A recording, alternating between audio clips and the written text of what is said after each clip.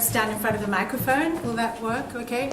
Thank you, Natalie. And as Dr. Paul said, too late. Now we've set the expectation very, very high, and hopefully we can deliver on that. But look, first up, a really big thank you to everybody for coming, because honestly, when we met over the weekend just to brush up on the project that we worked on back in January, we said, oh golly, we could well be presenting to Natalie and Dr. Fox, who've heard it before, and this will be a one-man show essentially for Dr. Paul. So we're so thrilled that you have an interest in this topic, which obviously we were really, really passionate about, and we're really delighted to have the opportunity to share it with you. So a particular thank you to you, Dr. Paul, for having us here and hosting us and giving us this opportunity. So we really appreciate it. So I'm going to bring up firstly a list of acknowledgements, and I certainly don't want to go through all of these, but I would like to just call out a couple of people.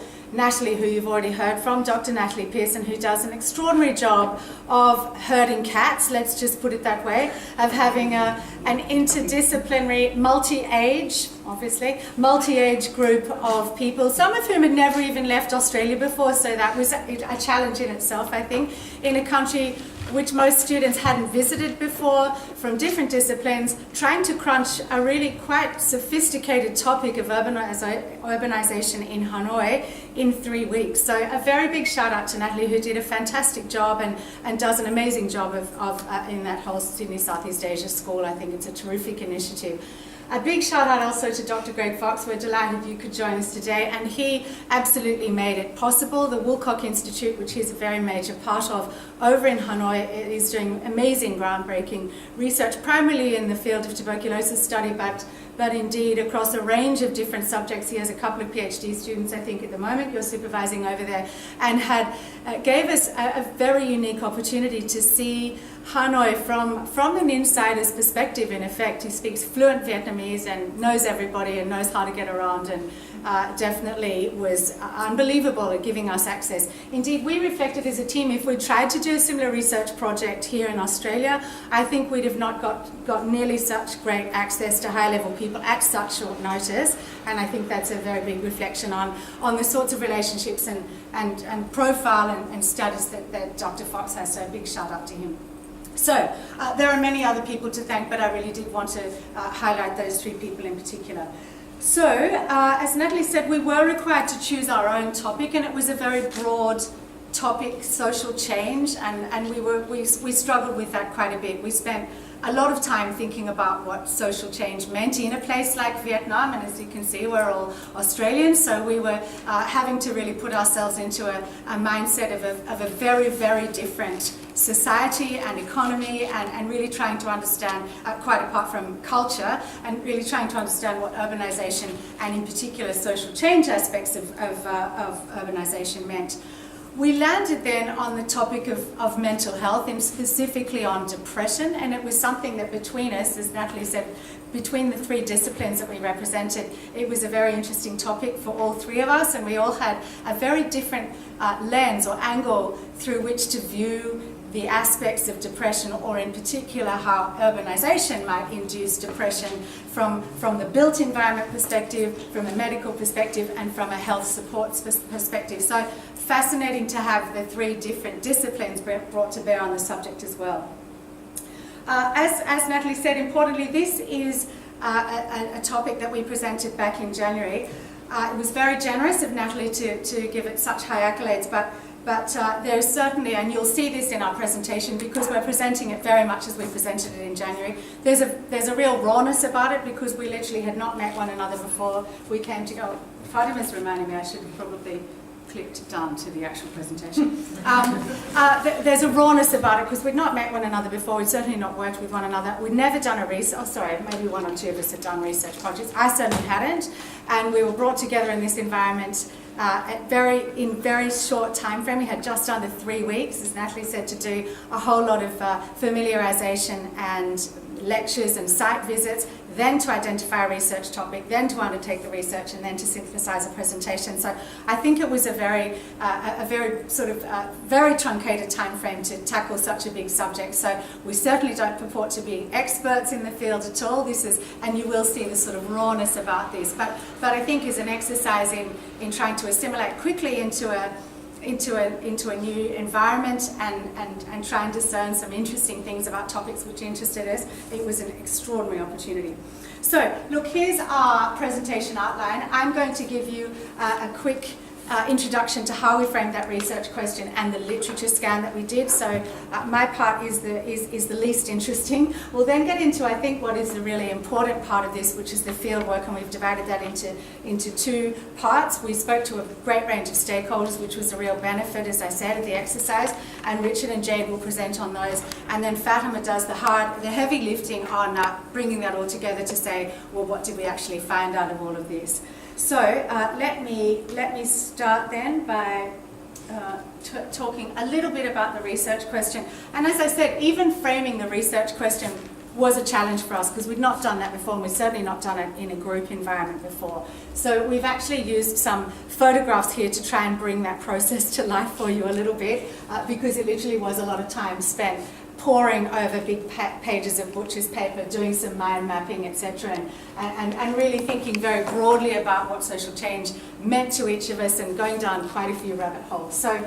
So as I said, in the early days then, we certainly tried to define what social change meant, and that ended up with a very broad set of definitions for us that all looked very strange. The mind mapping process really helped us discern, though, not only where it might go, but what we thought where some key linkages were, and what we thought might be a subject that interested the four of us.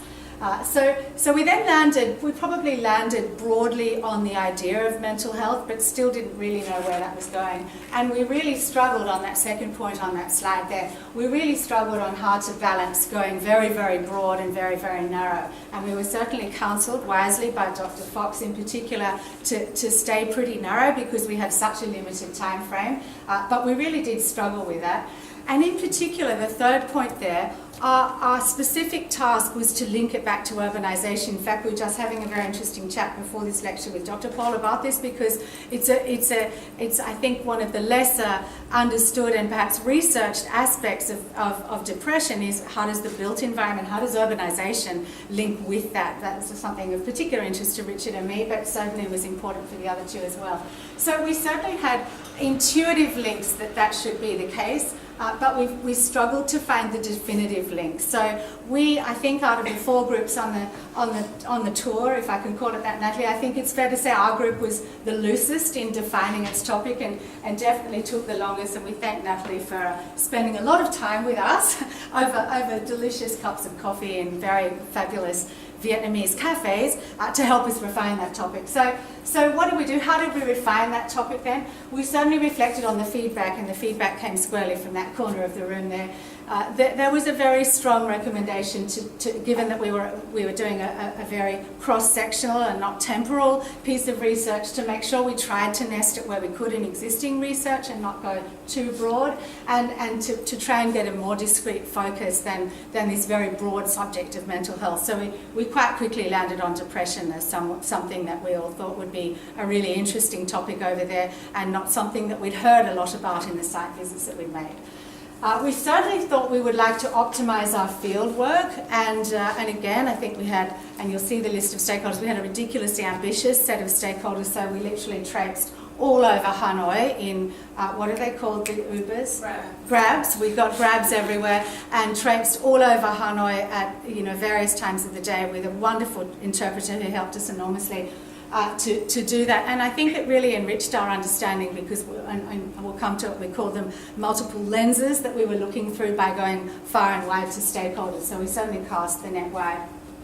And as Natalie said, and we were talking about earlier, we definitely wanted to play to our disciplinary insights. We did see that, and I still see that as arguably the greatest benefit. I would never have had a chance to work with people in other disciplines but for a project like this. So we definitely wanted to bring our own knowledge and disciplines into that exercise. And indeed, when we had to write our post-field school report, we very much had to bring our own disciplinary lens to it. So we did a great deal of refinement, plenty of coffee, maybe a few tears. We had a couple of arguments, kissed and made up, and we came up with, finally, quite a long-winded research topic there. And I won't go through all of the text down the bottom there, but I guess we've put definitions there for the key words that were inside our research topic, but as you can see there, it was to investigate the correlation between current studies of depression, in other words, the literature piece, versus current perceptions of depression, which was really about what we heard from stakeholders on the ground, and importantly, associated with urbanisation. So they're really the three elements of it. What does the literature tell us? And bear in mind there wasn't an enormous amount of literature, especially with the link to urbanisation. So what does the literature tell us? What does the field work tell us? What do the people on the ground tell us? And then finally, how do we link all of that back to the link with urbanisation? So even as I reflect back on it now, I think it was probably a pretty ambitious thing to do, but it certainly gave us a good direction of where to go from there. So with that aim in mind, we agreed between the four of us that this would be our method. As I said, so the first part of it was really understanding what the literature was saying.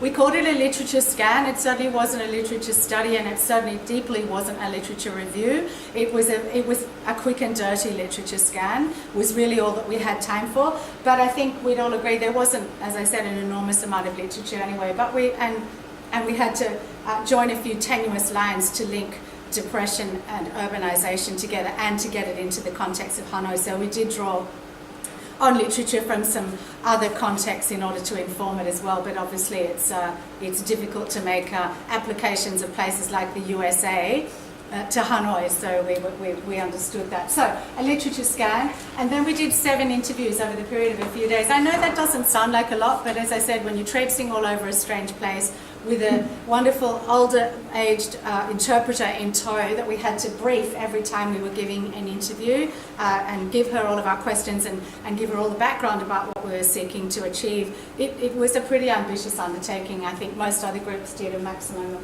sort of 2 or 3, I think, interviews, and we did 7, and they were significant. And we certainly we called those the lenses. There were 4 categories in that group of 7, and we had relatively structured, but we tried to keep them reasonably informal as well, interviews with those 7 stakeholders. So that was the methodology. This is kind of what it looks like. I only put this slide up now because it'll come up a couple of times in our presentation, but the subject is up the top there, the aim of our research. We decided to look to break this down into something that was digestible. We used 4 sort of key elements. So we were going to look at urbanisation, prevalence, awareness, and stigma. You'll hear a lot more about those. But they were the 4 elements that we examined them. And as I said, ultimately what we were seeking to determine was whether or not the literature reflected what we would hear on the ground. So that gave us a sort of a mud map of what we were planning to do. Okay, so let me go super quickly through the scan, as I've called it, of literature. Bearing in mind we were looking at those 4 elements, urbanisation, stigma, etc. So on the first topic then, urbanisation, we found 3 key findings.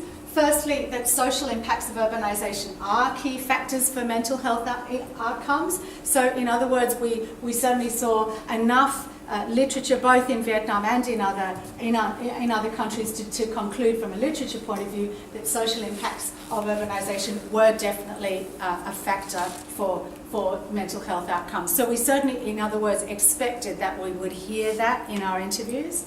Similarly, and as I said, particularly Richard's key point of interest, we did see there to be strong evidence that there is a direct connection between the built environment and mental health, and this is an area that Dr. Paul is particularly interested in because the accessibility in a social sense and connectivity of communities is so enabled or indeed disabled by the built environment, and we could see that coming through in the literature.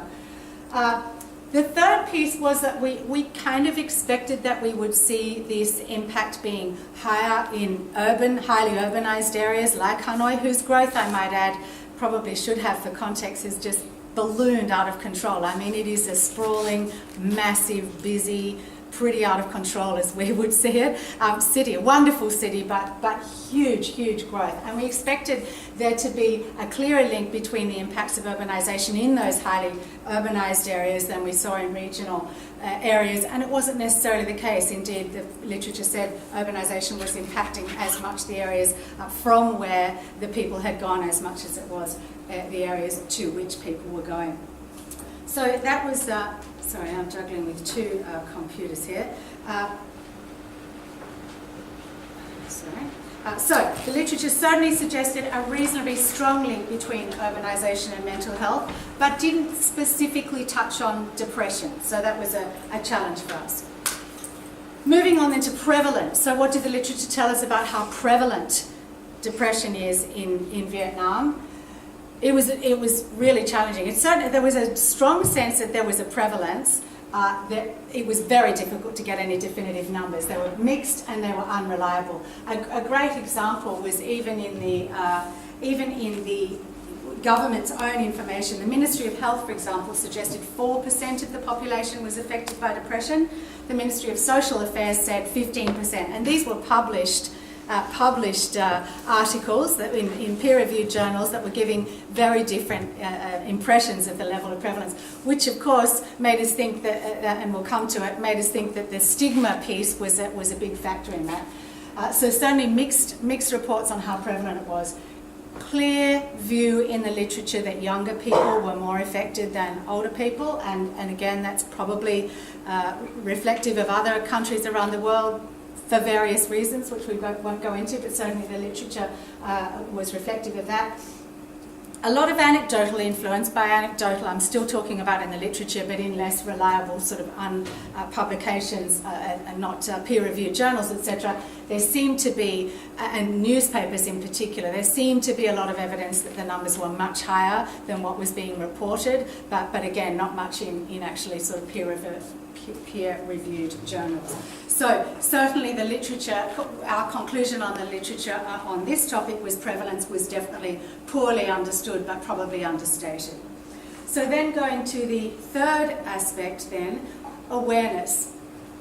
And awareness is a really important piece, and we'll come back to this later, but obviously if you don't have good awareness of mental health, in particular depression, then everything else is very difficult to do from there. So the awareness was a really important piece of it, and the literature was really clear here. It was definitely low in Hanoi relative to anywhere, any of the economies with more literature like the US, the UK, a lot of European sources, etc. Community awareness is definitely low in Vietnam, was the view in the literature. And importantly also, not just amongst the community, but amongst primary healthcare providers. So their awareness of mental health also was very low, and that was clear from the literature. Numbers of people in the profession per capita is much lower in Vietnam than it would be in other Western countries, etc. But mental health literacy, in other words, doctors, GPs' first point of contact, diagnosing someone with mental health issues was less likely to happen there because the levels of knowledge were so low. And not unsurprisingly, given points 1 and 2 there, the focus was still on infectious disease, and that's absolutely no intend to put down any of the important work that goes on in infectious diseases, which is still obviously a hugely important thing, particularly in Asia, indeed globally, but that's absolutely the focus. They're still very much about physical health in terms of awareness and not on mental health. So that's the third aspect, clearly a lack of awareness evident in the literature. And the fourth and final one, stigma. And this, again, these are obviously all linked, these 4 elements, but finding references to stigma in the literature was relatively easy, which says a lot, right? It's certainly clear, and you can see several references there that we found about mental health problems in Vietnam being associated with madness. Richard found this fantastic poster on the side of one of the, what are they called, temples. I was about to say church.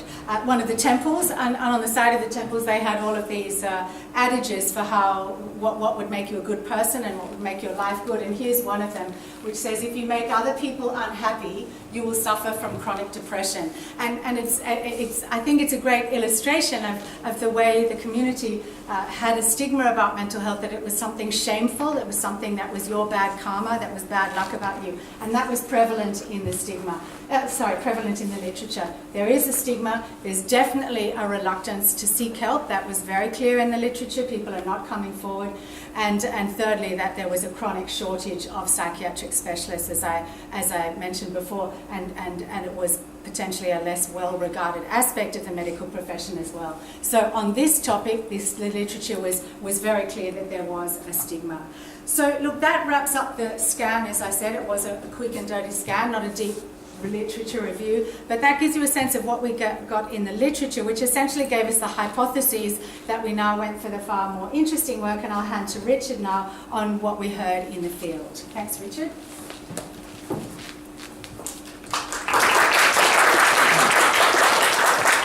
Thank you, Jill. Okay, so as we developed our research focus and we were conducting our literature scan, we began our field work. This comprised of 7 interviews where we sought to draw out different perspectives on the key themes of urbanisation, awareness, prevalence and stigma in relation to depression. We were very fortunate to be able to speak to a range of people with unique and varied experiences. Our interviewees were incredibly generous with their time, as was our translator, and we had access to people in very senior positions with a considerable amount of expertise, so for us it was quite humbling to be able to be given that opportunity. So we've grouped our interviewees under 4 categories, or as we call it, lenses. They are limited exposure, so layman perspectives with limited exposure and direct exposure to mental illness, and I'll present those, followed by media and medical professionals, which will be presented by Jay. So under the first category, we interviewed 2 people, a younger woman with small children but no family history of mental illness and does not work in health, followed by a more senior, well-educated woman with broad perspectives on culture and changes in Hanoi. These were our first 2 interviews, and our research focus at this stage was still developing somewhat. The responses are personal reflections and the sample size is quite small. So we were looking to gauge understanding, first in a broad sense and then more specifically. We're interested not only in their own perspectives, but also in how they think the key topics were perceived by friends, family, colleagues, and the media. We're on the lookout for cultural insights and important themes that might come up. We prepared set questions, and at this stage, our interest was angling towards community and belonging. So on the question of urbanisation, stress, pressure, competition, these were cited as key factors linked to depression, but the connection between the built environment and depression hadn't really been strongly considered. We asked about community and belonging in a big city. So the role of the urban environment was described both in positive and negative terms in this regard. So change wasn't necessarily perceived in a negative way. Technology was seen to facilitate new social connections and communication, and living in apartments, for example, wasn't seen as necessarily bad for maintaining community connectedness. Our interviewees thought mental illness in general would be understood as a psychological disorder or a kind of weakness. We were told that genetics, war, particularly exposure to chemicals, plus study and work pressures might be causes of mental illness. It was suggested to us that overall awareness of mental health was increasing, but that awareness of services was quite low, and that education on mental health and depression wasn't very well integrated into the school curriculum. So stigma was emphasised, particularly with regard to its impact on families, and this seemed to us to relate to what we had learned earlier in the field school about the importance of reputation, or a fragrant name, as it translates, in Vietnamese culture, as well as the hierarchical nature of Vietnamese society, where the individual is placed beneath the family, beneath the state, and so on. So the next lens featured those who had a direct exposure to mental illness. So we conducted 3 interviews, one with a woman whose mother-in-law had an undiagnosed mental health problem, another woman whose father-in-law had been diagnosed with depression, and we also spoke to a counsellor and a support group for drug abusers. We approached each interview without full knowledge of the circumstances of each person, so we weren't sure how relevant each story would be to the research question. We also thought we might be able to speak to users in the drug support group, but none were available. So we understood it to be a sensitive topic for each respondent. Therefore, we thought it important to allow them to speak as they wanted to, speak freely. We did prepare set questions, but we had flexibility in how they were delivered. We anticipated that awareness and understanding and empathy might be greater after exposure to mental illness. And we did expect that the link between depression and drug and alcohol abuse would be well understood. So the connection to urbanisation wasn't strongly emphasised in the responses we received, other than some agreement that busy lifestyles may cause pressures that impact on mental health and limit the time available to deal with such issues. Awareness of issues around depression, we were told, was improving, but the language people used to speak about these issues is slow to catch up. And we were told that overall understanding of depression is much different after exposure to the issue. It was also suggested to us that interest in mental health might be higher than the media coverage would suggest. Stigma really did come up strongly. We were told that mental illness is commonly associated with crazy people. Stigma was said to have caused much tension within families and plays a large role in the reluctance to diagnose or to discuss or to disclose outside of the family. So what we inferred from these comments was that prevalence of depression is likely to be higher than commonly or currently understood. And finally, depression and mental health really was not the focus of the drug support group, which was more interested in treating physical symptoms and raising awareness of the risks of drug and alcohol abuse. Thanks, Jen.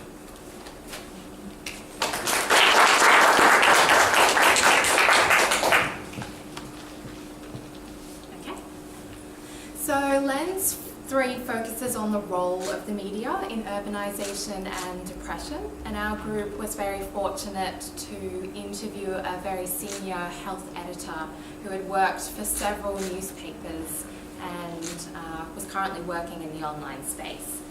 Whilst it was extremely valuable to meet with the health editor, this was only one perspective in the media.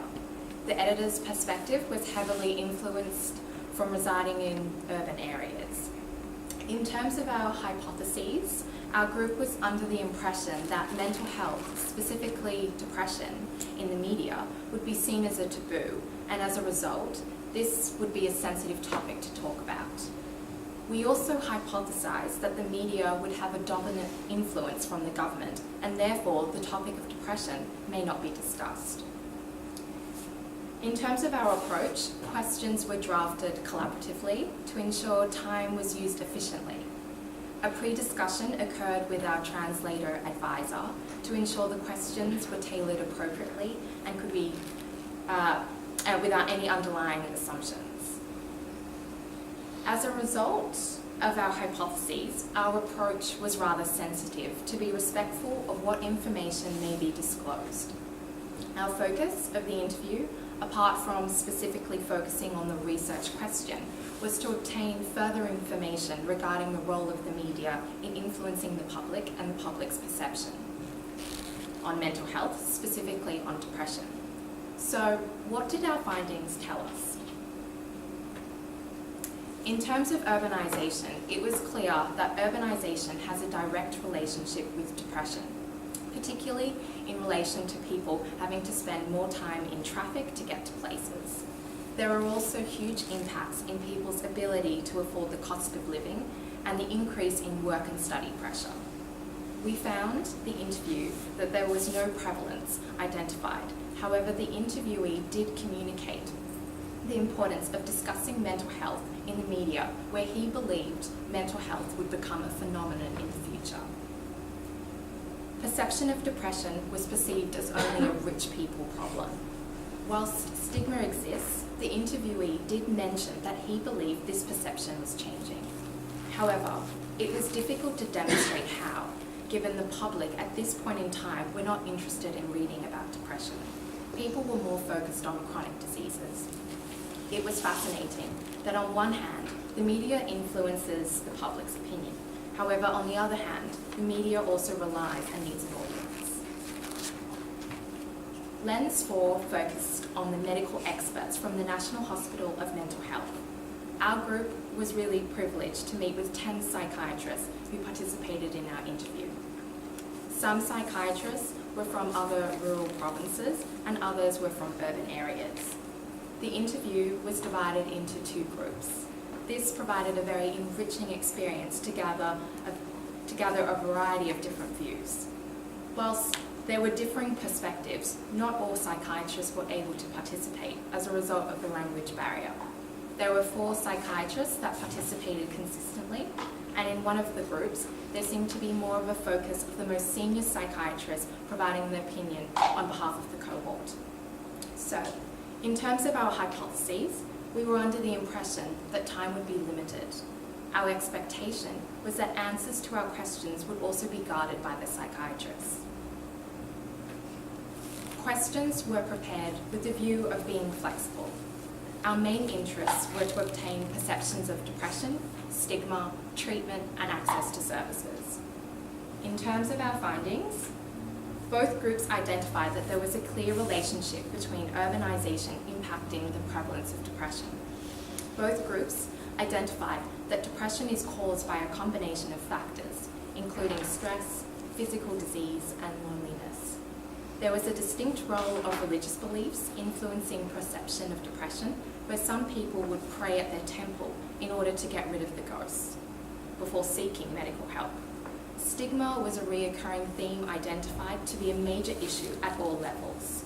This was reflected at the individual level, where individuals were afraid to seek help, at the family level, where families were afraid of being judged and often kept their situation among their family members. It was also interesting to hear how some psychiatrists spoke about the stigma associated with being a psychiatrist, often known as working with crazies. Similar to the health editor, the psychiatrists also emphasised the need of understanding depression and increasing supports and services. I will now hand over to Fatima.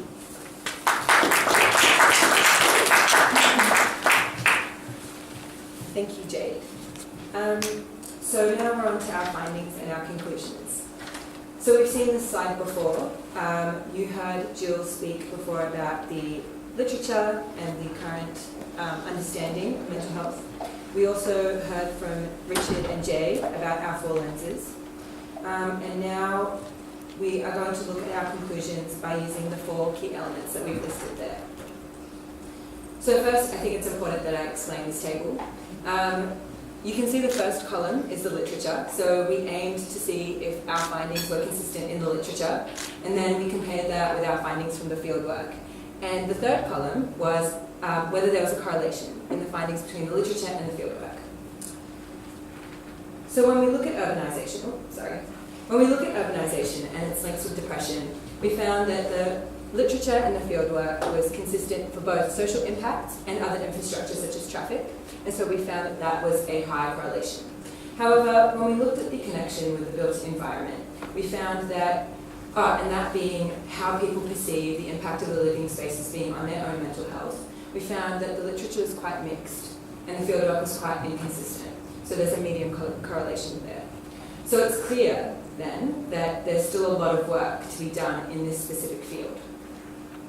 When we look at prevalence of depression, we know, as our speakers mentioned earlier, that the numbers are unreliable and that they're also heavily underreported.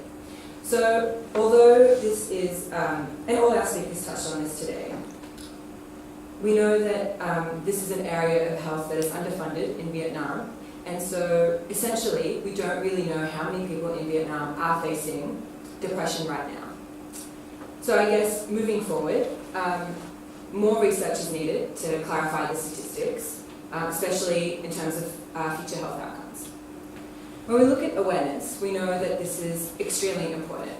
And we also know that community awareness is quite low, and that's the same for primary healthcare providers. And so that was quite consistent both in the literature and the fieldwork, and so we found a high correlation in that area.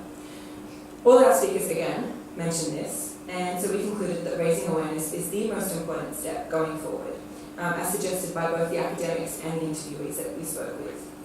This could be one way that we could reduce stigma, and so stigma was the 4th area that we looked at in our research project. We found that often depression was associated with terms like madness or crazy, in the literature, but there were mixed outcomes when we interviewed different stakeholders. We also found that people are reluctant to seek help because of that stigma.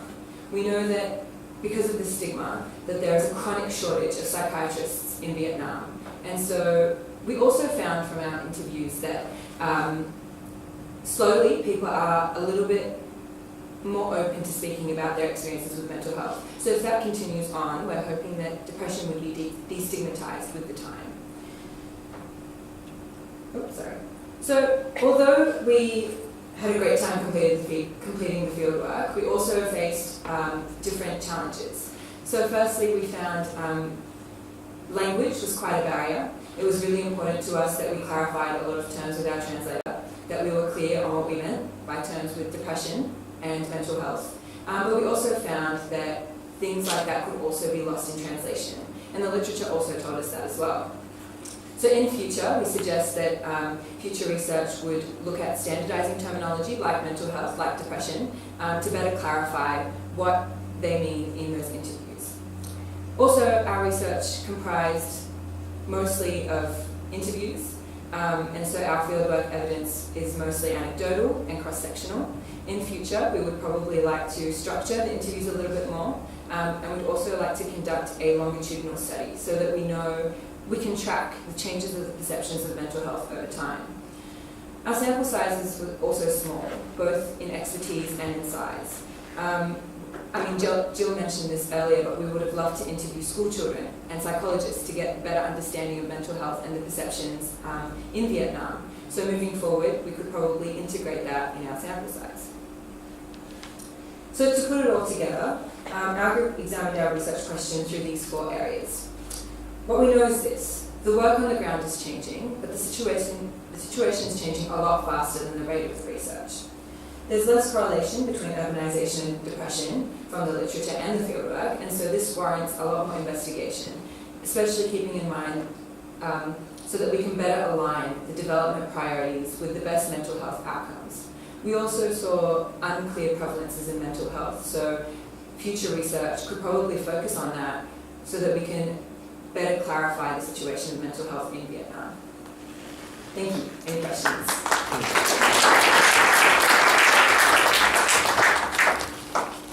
As far as I'm concerned, I hope you have the rest of the day free, because there's so much stuff we can discuss that I don't think we'll be done before 5. Nevertheless,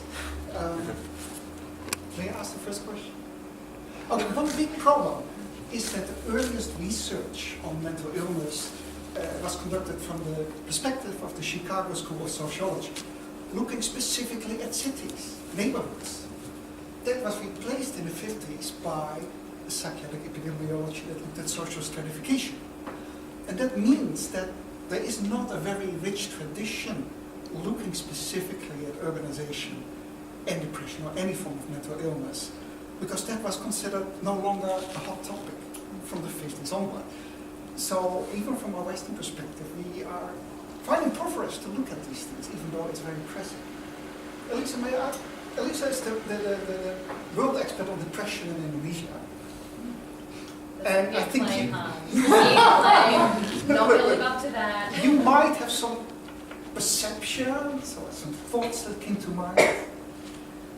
Just wondering, in terms of issues of terminology, I think you guys picked it up and you were talking about that, and I think it really is interesting when you are framing questions, when you're trying to talk about depression, because we did a similar study in terms of you were talking to psychiatrists. I talked to a whole series of mental health professionals who dealt with depression in Indonesia, and the issue was, and I realised partway through the study, and I had to really reframe how I was coding my interviews, was that when I was priming depression as a mental illness, suddenly, yes, these words in Indonesian, we'd be getting like crazy person or variations of local dialects and all those sorts of things. And then suddenly I realised, okay, I'm going to talk to traditional healers now. So I started with that, and then I realised, oh, look, I need to change the language, and I started using Japanese terms that indicated, excessive sadness, which goes along the lines of some of the psychiatric kind of cultural psychiatry viewpoints of where we draw the line in the sand. What's depression? What's a symptom? What's a what is the nosology that defines us as being, depressed as a particular pathology. So I'm wondering how did you go with that in terms of how did you frame the questions when you were trying to get at depression? How was that in terms of the translation process? Because that might have guided you down that line of going, okay, yep, we're getting all these constructions of crazy people. But if you started framing it around, excessive sadness along the lines of, DSM, ICD, and there's particular, Vietnam has its own measure of depression, which was actually developed by my supervisor over at UNSW. They've done some amazing work in terms of looking at the prevalence as well. We might want to look at Zachary Steele's work. I don't know if you want to follow up on this in the future in any way. But yeah, I mean, in terms of a whole lot of things, the contrasting young people, old people, the rural-urban wasn't so evident. But yeah, I'm just wondering, sort of coming back to that translational question. And women. And women? And women. Men, women, Such contrast. different, I don't know about in Vietnam, but yeah, we're getting clear in the data, stuff that lines up in terms of, because we've done a 12-village survey of Indonesian 60 and over year olds looking at issues among specifically at depression. And yeah, the women's stuff, it is lining up with the literature that women are more symptomatic. I mean, we can't say depressed, not depressed, we're using epidemiological screening tools, right? So just wondering about the issues of translation. And did you have any thoughts about using any of the screening tools for any sort of more objective measures? Because I know that might have been ethically sort of maybe complex, but it would have been interesting. Maybe I'll kick off, but probably the health people are better equipped to answer it. I'll kick off from a sort of layman's response to that. Firstly, can I just say we're very humbled that you're here, because you are clearly so much better versed in this subject than any of us will be, and we have, as I said at the outset, done such a surface scan of this really complex topic. And I guess before coming to that, I think the way you framed it, Dr. Paul, is very interesting, because I think we were trying to look at what's that impact of an urban space growing rapidly, as opposed to what are the problems of an urban space. And so they're quite different things to think about, the change as opposed to the complexity. And possibly that's why we struggled a little bit with getting people to be clear on, but how has urbanisation changed that, and not bringing that then into the discussion about translation terms. We had a whole bunch of terms in here, and looking back on it, it was way too complex, particularly in a foreign language setting, to try and do what we did, really, because we had so many different terms. Just the word even urbanisation was difficult before we even got into any of the mental health aspects. I think it was Jay who found very early on in an article that the word for depression did translate to craziness, and that psychiatrists in Vietnamese, the word psychiatrist means doctor for the crazy people. So we were well aware of that before even framing our questions. So we had awareness of that. Did we really nail getting the terminology? Perhaps not quite, but what we did have as an advantage was a very strong translator. She was an older woman, so she I think understood the context. She'd also done a PhD or a master's in the Uni of Queensland, so she had a good understanding, or at least a reasonable understanding of Australian culture, where we were coming from, and she was able to help us. She asked us a lot of questions about what we meant with each question, so we'd spend quite a bit of time with her in advance going through the questions, and she got a good understanding of what we were looking for. I don't honestly think we're equipped to really answer your question very well of do we really think we got the deep sadness type rather than crazy type of thread through the questioning, because we don't know. We think we did, and certainly the answers that we gave in the way that she would then frame those answers back to us gave us the impression that they were understanding it as we understood depression, but honestly we couldn't be too sure, and we certainly saw that, as Fatima pointed out, as one of the key shortcomings of this quick piece of research. But I don't know, it's probably the health people here is probably a better place to talk about it. I think just to add to that, I think because of the time frames, we didn't really have much time to delve into the screening tools. That would have been nice to, maybe use the PHQ-9 or PHQ-2. But as well, with a lot of our interviewees, even though they had that direct exposure, it wasn't them themselves that was diagnosed with a mental illness. So yeah, I think we would have had to have more time to really work out exactly what screening tool we would use. And just as Jill said, the translator was really our most valuable resource, and using that time before the interview to really go through each of the questions, and that's where our translator really challenged us on what do you actually mean by urbanisation or loneliness or community cohesion. And I would say that probably our first interview was really that test case in exploring the terminology that we were using in our interview, and then we kind of had to regroup and think, okay, maybe we need to think about how we frame some of the questions, particularly with those that don't have that exposure or that experience of mental illness, and then for those that do, like the psychiatrist, then you can talk in that, Western sort of terminology and kind of gather the data that way. And the data from the psychiatrist, your choice of psychiatrist was also interesting because, I mean, we find in Indonesia that psychiatrists, increasingly they are the ones who are seeing people with depression because of the increased mental health literacy, but historically, no. So I'm interested in terms of the choice that you decided to talk to psychiatrists, and if there were other practitioners that might be seeing more people who were experiencing these types of symptoms, and also the particular etiology that they gave. I'm intrigued by the etiology that they were giving. I think, what did you say, that they were stress, physical disease, and loneliness. Now, this is classically sort of when we were interviewing psychologists who have clin psychs, but clin psychs are kind of operate more as our social workers in Australia. They gave those sorts of social etiologies, whereas mostly our psychiatrists were giving things like the monoamine hypothesis and all the biological kind of, some of the more culturally kind of embedded psychiatrists were doing a bit of a combination of both, but psychiatrists are pretty well known for their kind of biological slant. So I'm intrigued. Yeah. I mean, why and how? I think we did actually have a lecture with one of the professors of sociology at one of the universities, and he kind of mentioned that social work was emerging. We didn't really see much there's no social workers really at the National Institute of Mental Health. We did visit another hospital, the National Lung Hospital, and even for those that are suffering from quite chronic diseases, there's no psychologists, no psychiatrists, no social workers. And so really the specialist acts as wearing those multiple hats. And so I think as a group we decided that perhaps we should speak to the experts because they're wearing those multiple hats. And then from a community point of view, you don't really have that follow-up. So again, it's the psychiatrists that are contacting the families, or the families are contacting the psychiatrists, as opposed to having community mental health teams like we have here in Australia. I think it's probably worth pointing out as well that while the Woolcock Institute they honestly did an amazing job on opening the doors to a whole bunch of places.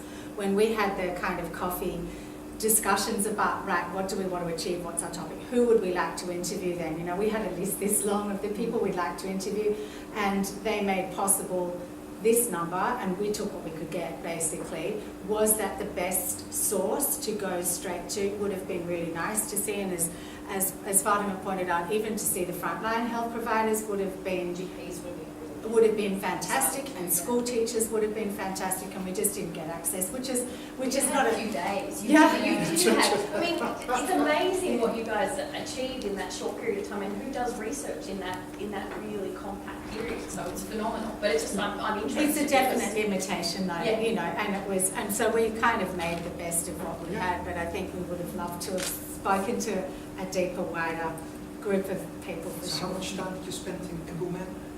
6 months? That one we spent a month maybe. But the whole project again was much longer. And only just for that depression piece, it was a month. Well, much more. Other questions? Oh, please go ahead. I just have something to add, sorry. Okay. Is it okay if I just quickly answer part of your question?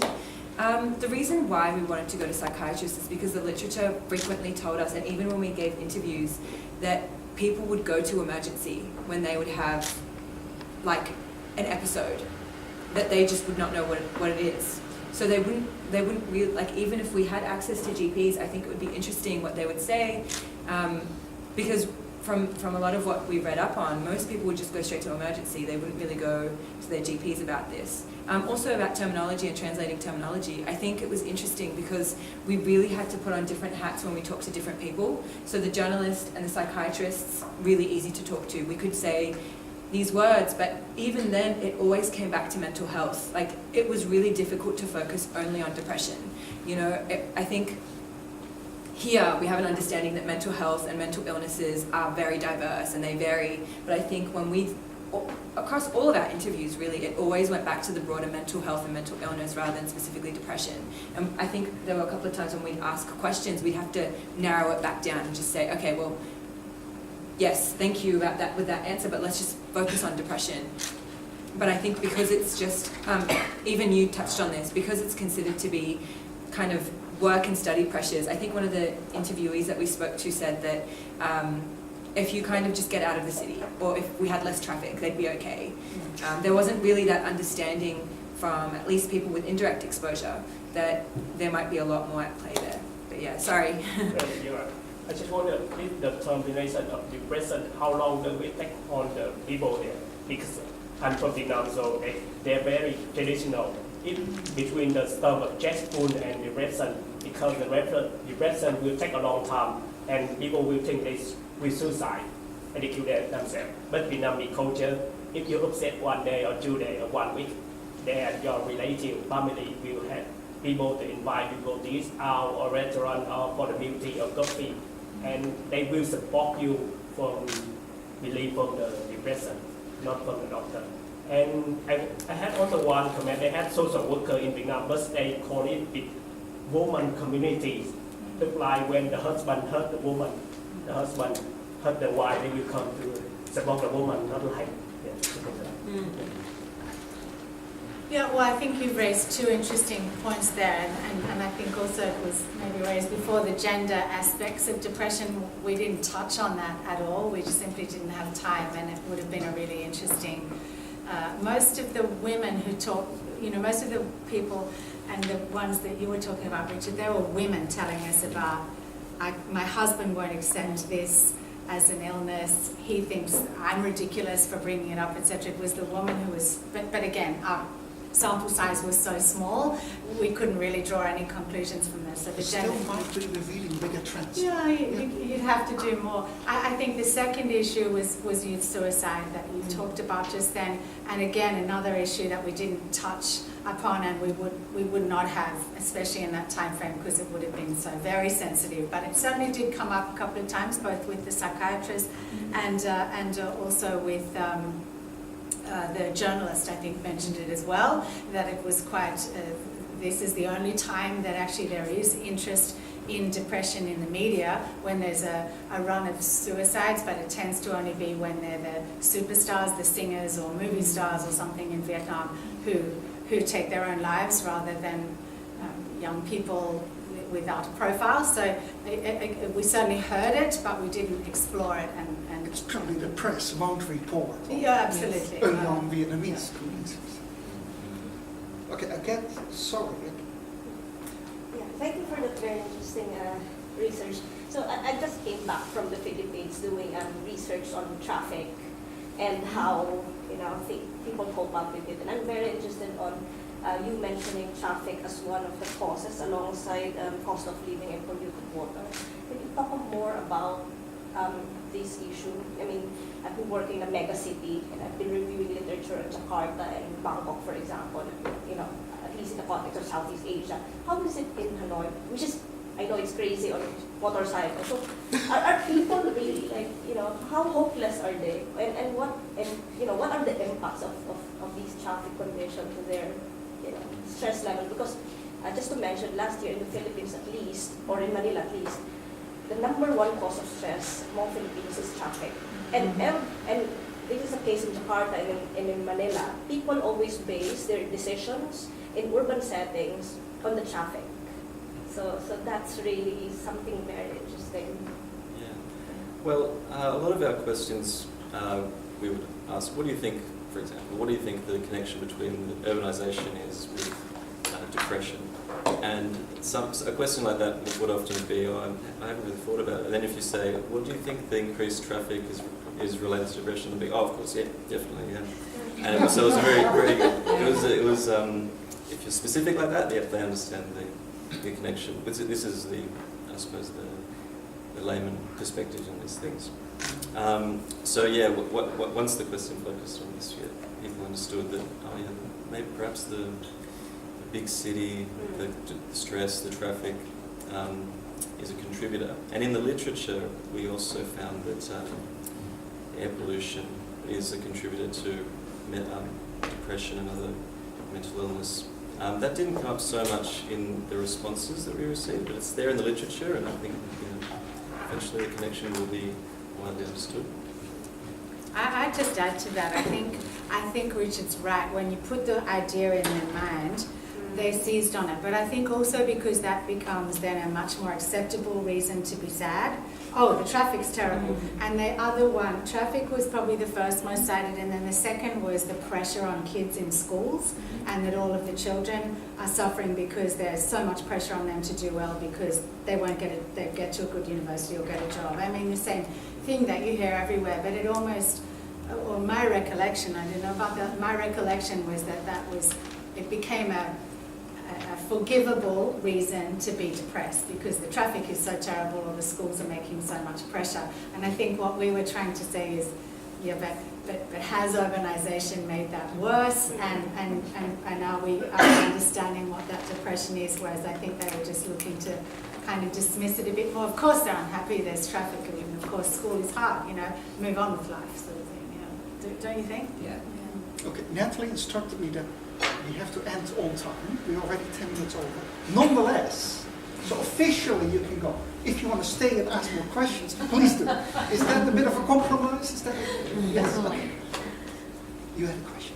Just on a per capita basis, do you have a measure of the difference between Hanoi as a centre and its rural settings for depression and suicide?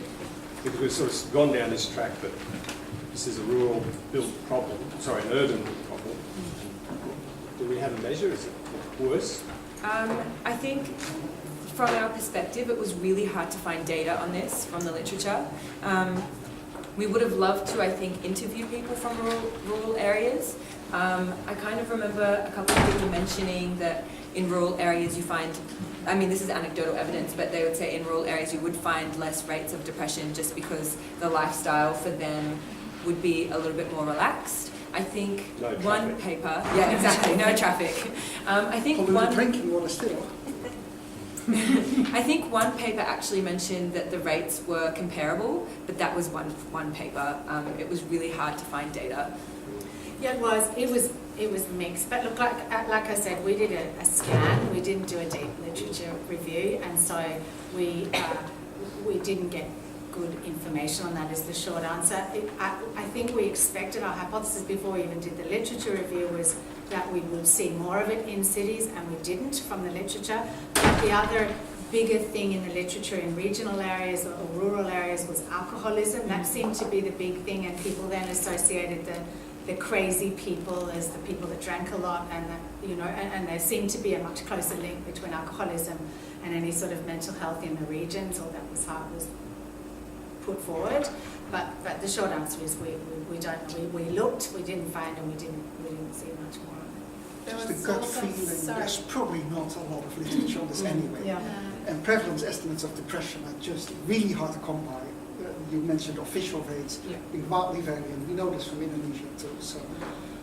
Just to add on that, there was also inconsistencies in terms of the demographics. So some literature said that the elderly aging population, the rates were a lot higher in the rural areas, and in urban areas it was younger, but then they were kind of swapped depending on what you were reading as well.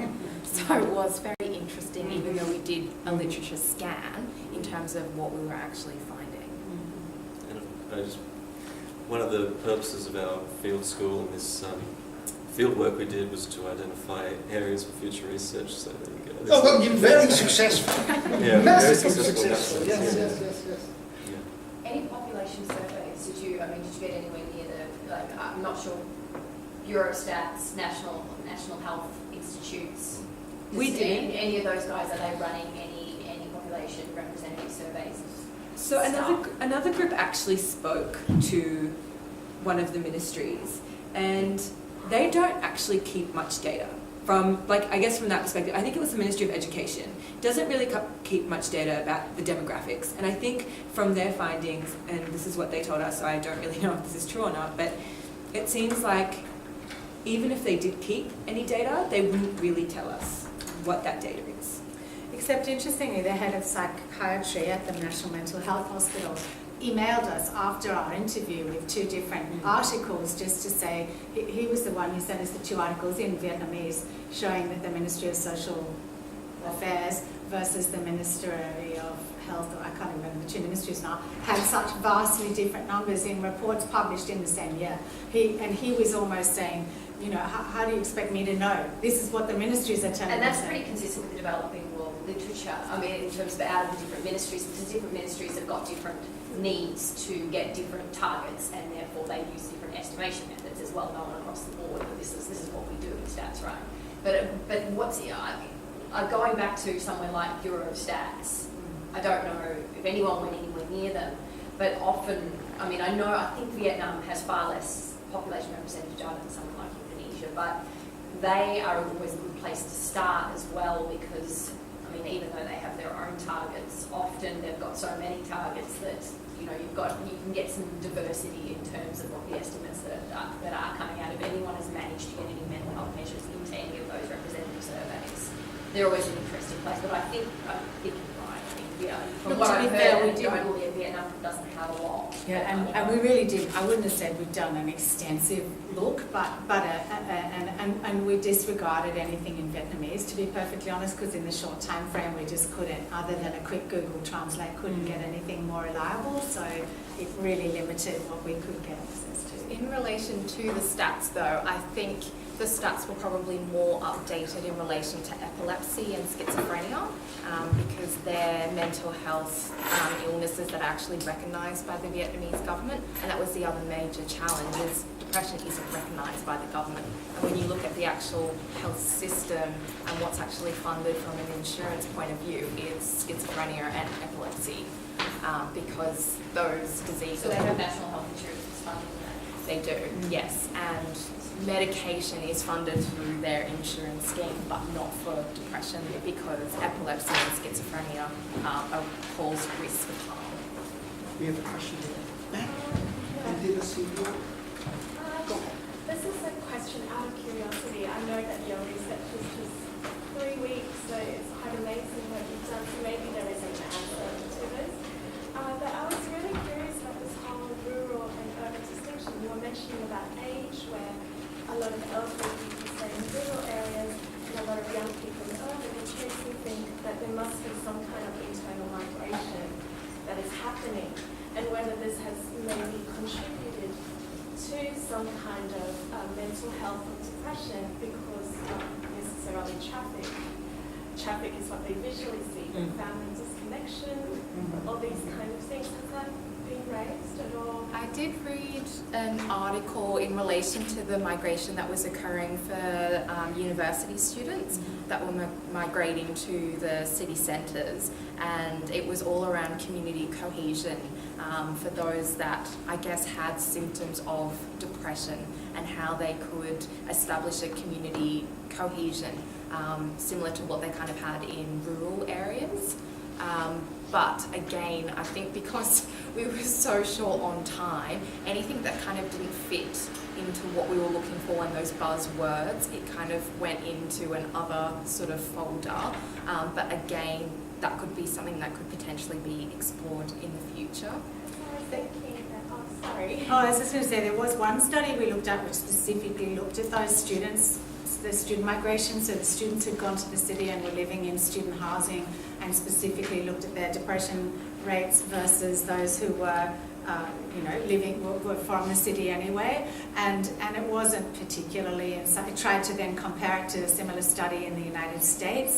So they had thought about it, but really we didn't find a lot, and it certainly didn't talk much about what was left in the regions, because I think that that sort of flat risk of all of the young people who can continue the villages and the farms and everything else is probably a very big part of it, which we didn't explore. I guess I was just curious because maybe the fact that rural areas are being depopulated is having kind of mental health or depression issues, but in different forms, or it looks different, quieter streets,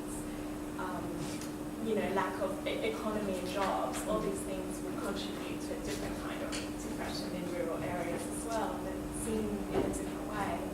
And that's part of urbanisation as well. So, Yeah. It seems to be more on like the breakdown of the family model in terms of the literature that I saw and the impact that then had on the family members' psychological well-being. And so for the elderly population, that was the impact, that the younger family members have to move to the city centres and then there's no one to really provide that sort of support. I think, not to segue too much, but one of the things that we found was when we spoke to, what are they called, the women that leave their family to work? Informal migrants. Informal migrants. So I think the point that you raised is actually really powerful because I mean, from a personal perspective, it would have been really interesting to interview informal migrants about this. I think we did actually, Jill and myself, I remember asking some of the informal migrant workers about how the impacts of leaving their families in rural areas to work in Hanoi, and the focus was always about, I'm doing this for my family, I'm doing this for my family, this isn't about me. So from the perspective of the people who are leaving, in that kind of internal migration sphere, I think the Vietnamese culture plays a role as well in the way that people kind of perceive their own reactions. But again, this is a huge field of research that could probably be explored, for a long time. The interesting thing, back to your question, is we didn't hear from them what was the impact on their families back home without their mothers. But we did see, and it kind of goes to Dr. Paul's discussion before, we saw really, really impressive, strong women communities of women supporting women in these tiny little cottage industries of selling brooms and I can't remember. Food. Yeah, tiny little markets that they did where they all lived together and shared a room. They all bought their own supplies from one another to keep their own sort of internal economy. They had this very makeshift but still a community centre where once a week they would gather together and sing songs, and actually they seemed remarkably happy as a group, given that they were young mothers away from their families and only going home once a month or 2 months or something to see their family. But who knows, we certainly didn't get any visibility of what that did up in the regions. Yeah. But the other thing they did say, I believe, correct me if I'm wrong, but was that when we asked about their mental well-being, they said they didn't really have time to think about that. It was, and that point was picked up elsewhere, that it was seen almost as a luxury or an indulgence to worry Just for about. wealthy. Yeah, that's right. I know there are 2 questions, but I'm more than interested. Why don't you start and you ask your question, and then the panel can conclude.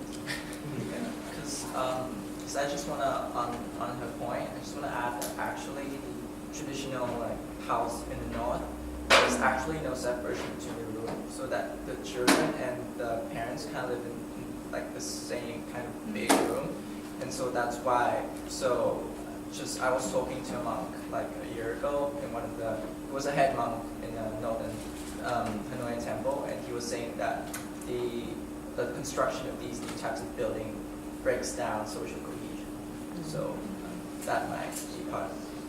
So and Vietnam only has businesses since 1995. And secondly, if you guys want to find stats, I would recommend going to the government. I think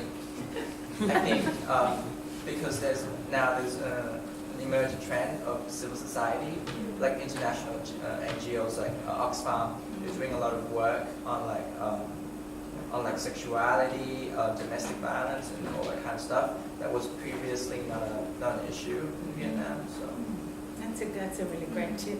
Yeah, we didn't go to the NGOs at all. Because they are more popular with young people and people who are well informed. Oh, and I think we probably should have in hindsight, put a bit of a context piece, because I'm sure you would all know Vietnam is still a communist country, and there was a respect that we had and a sensitivity about asking questions, and we were told very clearly if we were getting into a topic that people were not comfortable to talk about. So, I think there are some real challenges around that. So the NGO would have been a very sensible path to go down to maybe get some more openness about information, as you say. It would have been a good idea, but we didn't do it. I will comment. Yes, I just don't know this. I just wonder, this ask the interviewee here, local Hanoi or immigration to Hanoi, because this is my perspective, because native Hanoi, they don't like immigration to people to move into Hanoi. Yeah, because sometimes they feel impact on stressful. I don't think this is right. Sorry. The internal immigrant, it means the people around the Hanoi, they immigrate to Hanoi. So, and the people inside the Hanoi, they don't like tea people because they don't speak native voice, Hanoi voice. Interesting. Yeah, Yeah. I think it's the case.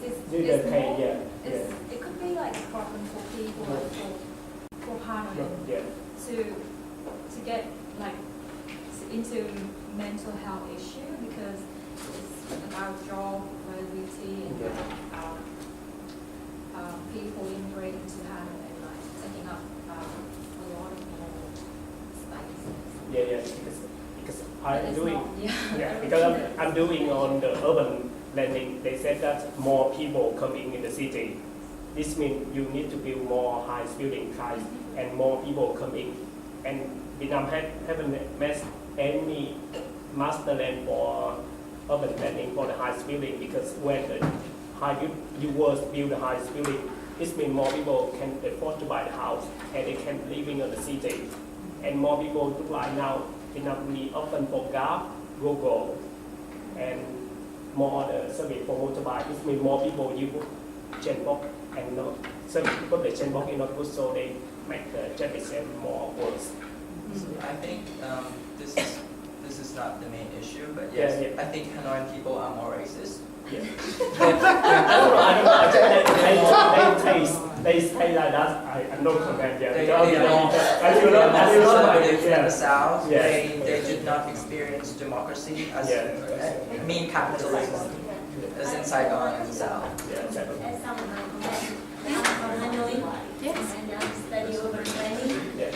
So I don't have a background on this topic, but I think it's quite interesting. First of all, I gather a lot of research about the topic of depression. To tell the truth, many people in Vietnam, in city or in rural area, we suffer depression, but it's not become an issue. Maybe because of our culture, of the time we was born. Every child suffer something. Responsibility, on the culture, how to behave, and how to find a good husband, how to find a good job, everything. So it's interesting that we raise the question of depression is one thing that's not well aware in the country. But if we link to between the depression and urbanization, there are few things to discover, because for different group of people, they have different suffering, completely different. Old people, young people, people in the city, people in rural area, immigration, all suffer very different depression. And also, talking about urbanization, it's not only direct suffer like traffic or water quality, but indirect influence from the economy. Because the whole Vietnam is now undergoing urbanization and economic development, and the whole Vietnam society going to consumption culture. That is a big threat to everyone, even the people living in rural area. And now we have the internet, we have TV, so all people in Vietnam looking forward to the wealth, the consumption behavior. So I can say that not only people in the city suffer from stress, but also in rural area. They're looking forward to a good material living. And environmental problems, water quality everything. So obviously we can categorize this topic into several directions, and it was to develop further and narrow down certain target group and certain specific issue, then it can come up with better conclusion and more specific conclusion that we can come up with policy or some recommendation for the government. I have to conclude we are being kicked out at 3. Depression clearly is, from a social analysis perspective, fascinating and interesting. There are so many variables. You highlighted the cultural. I thought of a parallel to the former Eastern Germany, where we massive increase in these kind of complaints, because suddenly, you have to be competitive, and you have to, especially for older people. That's a cultural change. Then we have rapid urbanization, worldwide phenomenon, probably for the generation that does the migrating the most difficult.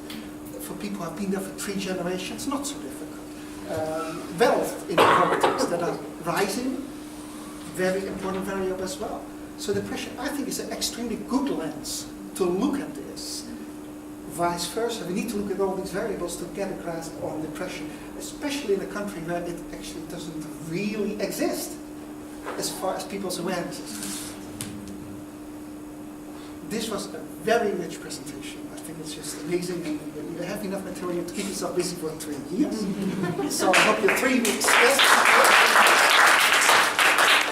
an immensely fruitful 3 weeks, and there's all kinds of things and all kinds of directions you can take with this. That will be just fascinating. Thank you very much again for coming. Thank you.